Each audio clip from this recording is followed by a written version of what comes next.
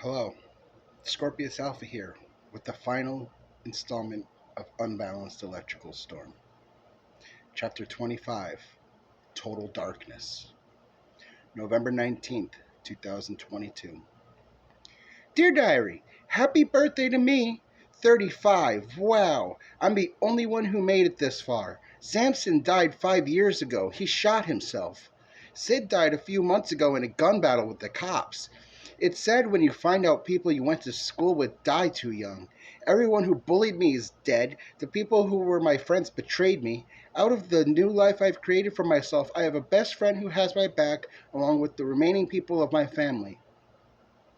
Since my parents' divorce, my mom has not reached out to me at all, not even for a happy birthday. Apparently, her and Lizzie are the best of friends now, and Lizzie actually married Simon. Can you believe that? At least my dad and remaining siblings are awesome. They threw me a party yesterday, and Francine, Samuel, and the kids showed up, and the kids had fun with balloons. I drank, smoked, and had a really great time. I was expecting Richard to show up, but he never did. I was told he was invited. I wonder what was so important that he snuffed me on my birthday. Good thing I have other people who care. And it's a good thing I'm breaking up with him. Now I have more than a valid reason. Speaking of betrayals, my ex best friends Michael and Lois married each other. No lie. And they have kids together. His fat lazy ass and her crazy bitch ass? Doesn't sound good to me, but hey, not my problem. I freed myself from those two forever long ago. Remember my friend Jane? The sort of racist chick who was dating Kevin, the brother of Lawrence, who used to date Francine? Well, she died too in a house fire. What a way to go! There's lots of people I've met over the years. It's crazy how quickly some of them come in and out of your life. Tonight, I'm supposed to go to dinner with Richard, and I have to break his heart. I haven't done this since I broke up with Carl, who also wasn't quite the right fit for me either. I hope he forgives me. I wasn't trying to be a bitch. I just didn't think we were all that compatible. And the fact that I'm atheist now would have caused some problems down the road anyway. It definitely caused the rift between me and my mom. I don't care. I don't believe in those fairy tales anymore. Now the only thing I can look forward to is taking care of my baby, and I'm excited. But first, I have to break up with Richard, which I'm actually looking forward to. I'll tell you all about it when I get back. I can't wait to update you on the progress of the baby. I'd love to look at them in the future, see how things change. I'm looking forward to the new direction my life is taking. It's so exciting. While I may not have a man in my life, I'll have a piece of me that I can love forever. I hope I can carry it to term with my age and my health issues, which is why I haven't told anyone yet. I can hear Richard's truck 2 streets over. He's almost here. This diary has been the only thing keeping me sane. It's a great outlet. Thanks for being there. Love you. Sandra finishes getting ready, putting on her favorite dress and the jewelry Richard gave her. Is it right for me to wear these even though I'm breaking up with him? Know what? If he wants them back, he can have them. She leaves the house and says goodbye to her father on her way out. Richard picks her up in his truck. Well, look at you looking all pretty. What's the occasion? Richard asks. It's my birthday. Where were you yesterday? Oh, I'm sorry, baby. I was out scrapping with the boys. I noticed you didn't dress up for tonight's dinner. Nah, we're just going to McJizzle's anyway. What about the restaurant I booked? I was looking forward to going there. Well, I can't afford no fancy dinners, don't got enough money. Didn't you save any of it? Nah, needed new rims for my truck, and I got one of them truck balls and new LED headlights. Check this shit out. He turns on the high beams that are so bright it blinds everyone. He pulls into the drive-thru. Yeah, can I get 2 cheeseburgers meal? What you want, honey? I want to go to the restaurant I booked. I told you I can't afford that right now. What do you want, bitch? I don't care. I'm not going to eat it anyway. Order a cock fingers meal? Take me to the restaurant. I'll pay for your meal. No shit? Yeah, Sandra says bitterly. Yeah! He does an illegal U-turn out of the drive-thru and back on the road. They head to the restaurant and Richard is forced to rent a jacket, pants, and tie which Sandra pays for.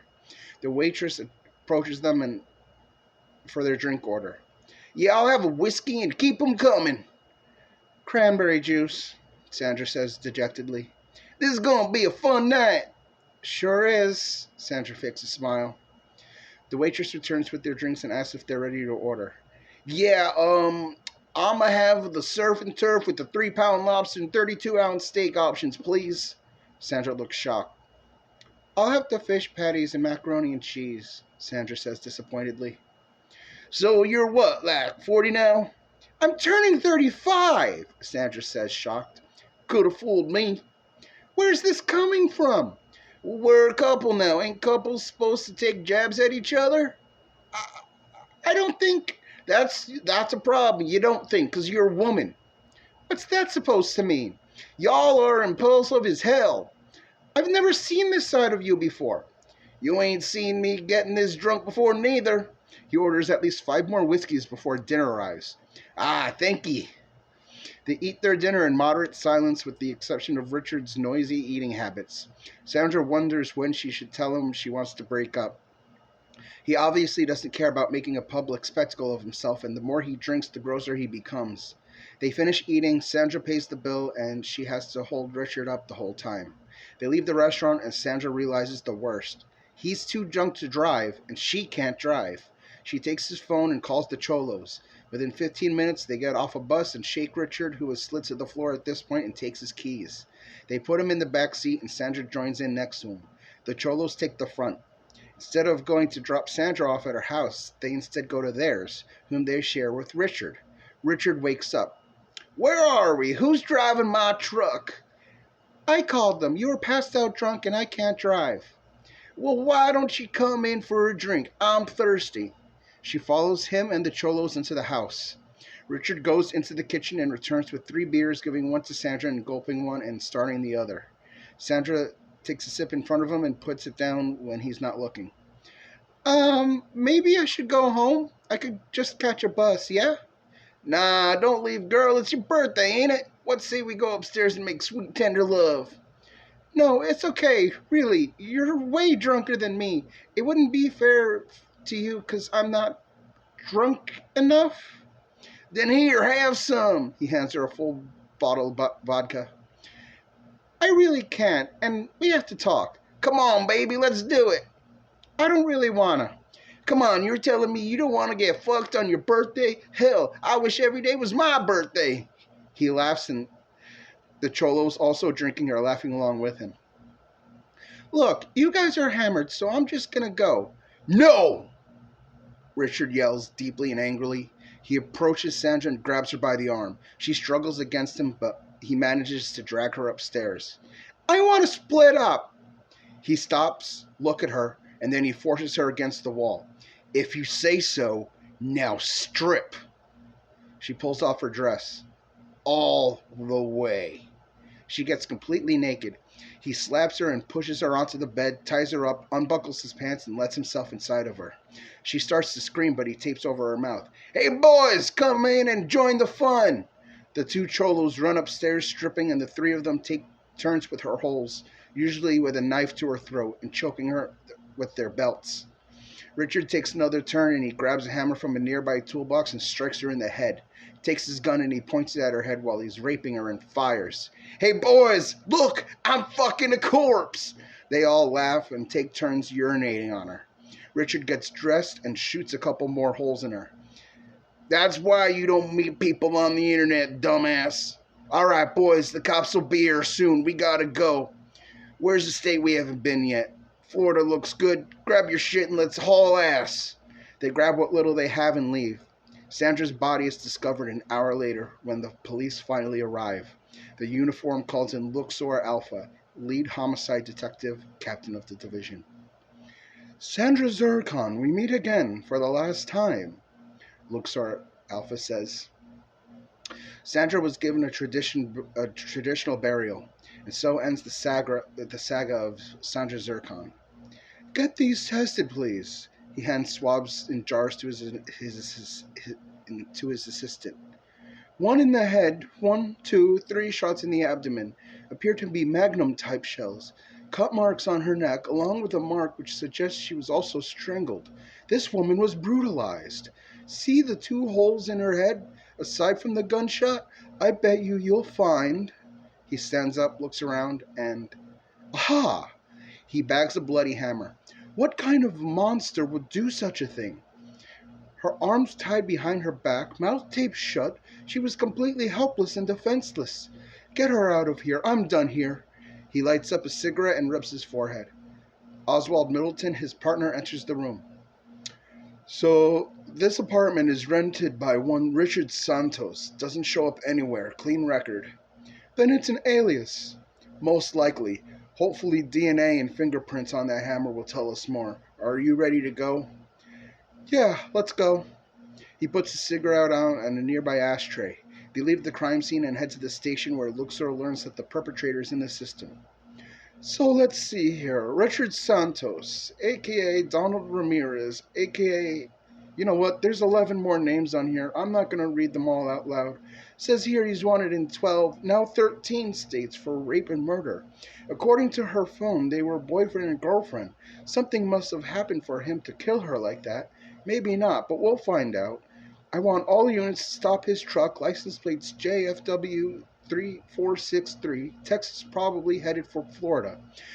That's the last known vehicle. I suspect Florida because it is the only part of the country he can still navigate without having the law after him. And considering Florida is at the bottom, he'll be the farthest away before any surrounding states have no jurisdiction for taking him in.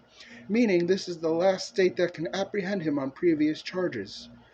2 hours later, the officers return. Well, where is he? His truck was spotted crossing the border, one of the officers replies. God damn it! Luxor knocks a bunch of stuff off a desk. I'll be in my office. He goes up the stairs and enters his office and slams the door. Oswald follows him.